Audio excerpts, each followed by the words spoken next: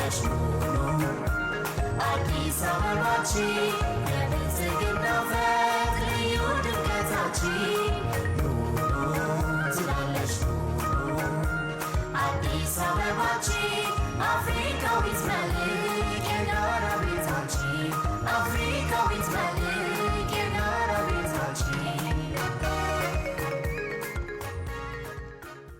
ክቡር ዶክተር አብይ አህመድ የኢትዮጵያ ጠቅላይ ሚኒስትርና የዕለቱ የክብር እንግዳ ክብርት ቀዳማዊት እመቤት ዝናሽ ታያቸው፣ የተከበሩ አቶ ታገሰ ጫፎ የሕዝብ ተወካዮች ምክር ቤት አፈ ጉባኤ፣ የተከበሩ አቶ አገኘው ተሻገር የፌዴሬሽን ምክር ቤት አፈ ጉባኤ፣ የተከበሩ አቶ ቴዎድሮስ ምረቱ የፌዴራል ጠቅላይ ፍርድ ቤት ፕሬዝዳንት፣ የተከበሩ አቶ ተመስገን ጥሩነህ ምክትል ጠቅላይ ሚኒስትር፣ ክቡር ፊልድ ማርሻል ብርሃኑ ጁላ የጦር ኃይሎች ኢታማዦር ሹም፣ ክቡራን ሚኒስትሮች፣ ክቡራን የከተማችን ከፍተኛ የስራ አመራሮች፣ ክቡራን አምባሳደሮችና የዓለም አቀፍ ድርጅት አመራሮች፣ ክቡራትና ክቡራን ጥሪ የተደረገላችሁ እንግዶች፣ ውድ የከተማችን ነዋሪዎች፣ ከሁሉ በማስቀደም የረዳንና ይህንን ታላቅ ስራ ያከናወነልን ፈጣሪ አምላክ ክብር ምስጋና ይሁንለት። እንኳን ለ129ኛው የአድዋ ድል በዓል በሰላም አደረሰን አደረሳችሁ።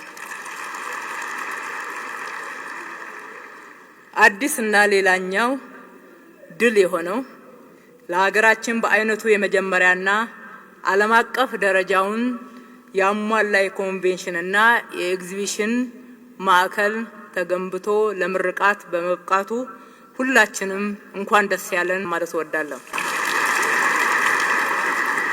ክቡር ጠቅላይ ሚኒስትር፣ በለውጡ ማግስት ጀምሮ አዲስ አበባን እንደ ስሟ ውብ አበባ እናደርጋታለን በማለት ለሕዝባችን በገባነው ቃል መሰረት እርስዎ በተግባር ጀምረውት በጊዜ የለንም መንፈስ እንድንፈጥን በሰጡን የስራ መመሪያ መነሻነት ያለማቋረጥ በርካታ ስራዎች እየሰራን እንደሆነ ይታወቃል። እነዚህ ስራዎች አዲስ አበባን እንደ ስሟ ውብ አበባ እያደረጓት የዓለም አቀፍ የዲፕሎማሲ ማዕከልነቷን በአፍሪካና በሀገር አቀፍ ደረጃ ያለባትን ድርብርብ ኃላፊነት በብቃት የምትወጣ እንዲሁም ተወዳዳሪ ከተማ እያደረጋት ነው።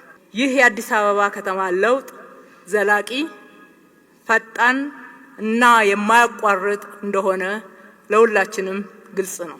ከአንድ ዓመት ወዲህ ያለውን እንኳን ለአብነት ያክል የተወሰኑትን ብጠቅስ አምና በዚህ ወቅት የጀግንነት ታሪካችን የሚተረክበትና የሚገለጥበትን የአድዋ ድል መታሰቢያን ገንብተን ለሀገራችን ታላቅ ብስራት አቅርበናል።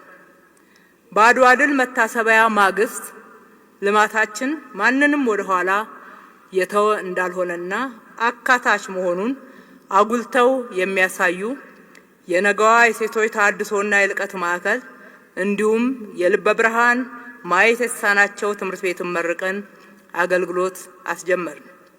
ወዲያው የኮሪደር ልማትን በመጀመር አዲስ አበባን ጽዱ፣ እንደ ስሟ ውብ አበባና ስማርት ሲቲ የማድረግ የማያቋርጥ ስራን በውጤታማነት አጅበን አጠናክረን ቀጠል። እነሆ ዛሬም ለሀገራችን ብሎም ለአፍሪካ በአይነቱ ልዩና ግዙፍ የሆነ የኮንቬንሽንና የኤግዚቢሽን ማዕከል ዓለም አቀፍ ደረጃውን ጠብቀን አጠናቀን ለሀገራችንም ለአፍሪካም እነሆ ስንል ታላቅ ደስታ ይሰማናል። የአዲስ ዓለም አቀፍ ኮንቬንሽን ማዕከል ለከተማችንም ብሎም ለሀገራችን ትልልቅ እድሎችን የሚከፍት የማያቋርጥ ሀብት መፍጠሪያ ስፍራ፣ ለገጽታ ግንባታና ለቱሪስት ስበት ትልቅ ሚና የሚጫወት ማዕከል ነው። በተለይ የአፍሪካ ሀገራትን በጋራ የመልማትና ተቀጠናዊ የንግድ ትስስርን ከማጎልበት አኳያ ከፍተኛ ሚና የሚጫወት ከመሆኑም በላይ ዓለም አቀፋዊ ኮንፈረንሶችን፣ የንግድ ውይይቶችና ስምምነቶችን፣ ባህላዊ መድረኮችን፣ ልዩ ልዩ ኤግዚቢሽኖችን በማስተናገድ አዳዲስ ሀሳቦች የሚንሸራሸሩበትና የመበልጸግ ህልማችን እውን ከሚሆኑበት አንዱ ማዕከል በመሆን ረገድ ተኪ የሌለው ሚና ይጫወታል። ክቡር ጠቅላይ ሚኒስትር፣ ክቡራትና ክቡራን፣ የአዲስ ዓለም አቀፍ ኮንቬንሽንና ኤግዚቢሽን ማዕከል 40 ሄክታር መሬት ላይ ያረፈ 10 ብሎኮች ያሉት ህንጻዎች ያካተተ በአንድ ጊዜ እስከ 10,000 ሰዎችን በአዳራሽ ማስተናገድ የሚችል 2 ትልልቅ አዳራሾችና 8 መካከለኛ አዳራሾች ያሉት ከ15,000 ካሬ በላይ የውጪ ሁነት ለማስተናገድ ቦታ ያለው በተጨማሪም ባለ 5 ኮከብ ዘመናዊ ሆቴል፣ ሬስቶራንቶች፣ የስፖርት ማዘውተሪያ ስፍራዎች፣ የጤና የመዝናኛና ልዩ ልዩ አገልግሎት መስጫ ማዕከላቶችን ያካተተ ነው። ከዚህም ባሻገር በአንድ ጊዜ እስከ 2,000 ተሽከርካሪዎችን ማቆም የሚችል የመኪና ማቆሚያ፣ የለሚ ፓርክና በቀጥታ ከአየር መንገድ ጋራ የሚያገናኝ ሰፊ የመንገድ መሰረተ ልማት ከኮንቬንሽኑ ጋራ ተያይዞ በመጠናቀቅ ላይ ይገኛሉ። ይህ የማዕከሉን ትልቅነት ብቻ ሳይሆን ፕሮጀክቶቻችንና አገልግሎቶቻችንን የማያያዙና የማገናኘት ስራው ታቅዶ እየተተገበረ መሆኑን ያሳያል። እንግዶች ወደዚህ ሲመጡ ያለምንም እንግልት ሁሉንም አገልግሎቶች በአንድ ማዕከል ማግኘት እንዲችሉ የተደራጀ ነው። የማዕከሉ 96 ድርሻ የአዲስ አበባ ከተማ አስተዳደር ልማት ድርጅቶች ሲሆን ቀሪው የፌዴራል መንግስት ልማት ድርጅቶችና የግሉ ዘርፍ ድርሻ ነው።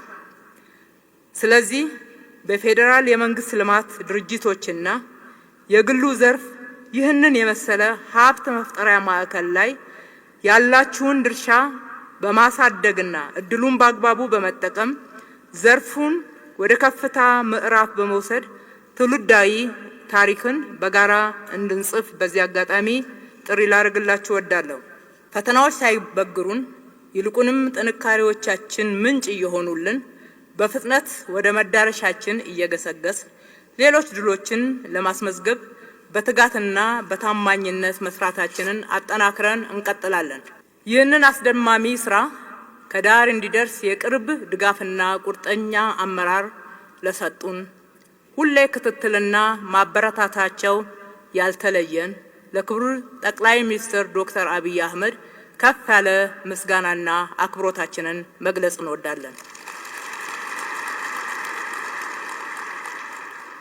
ከደህንነት ለመውጣት በተያዝነው ቁጭትና እልህ አስጨራሽ የ24/7 የሥራ መርሃ ግብርን በመተግበር የግንባታው ስራ በስኬት እንዲጠናቀቅ ሌት ተቀን የሰራችሁ የከተማችን አመራሮችና ባለሙያዎች፣ የተለያየ ተሳትፎ ያደረጋችሁ የግሉ ሴክተሮች እንዲሁም ለተቋራጭና ለአማካሪው ድርጅት በሙሉ ላቅ ያለ ምስጋናዬን ማቅረብ እወዳለሁ። ለዚህ ስኬት በመድረሳችን በድጋሚ እንኳን ደስ ያለን እያልኩ ፈጣሪ ኢትዮጵያና ሕዝቦቿን ይባርክ። አመሰግናለሁ።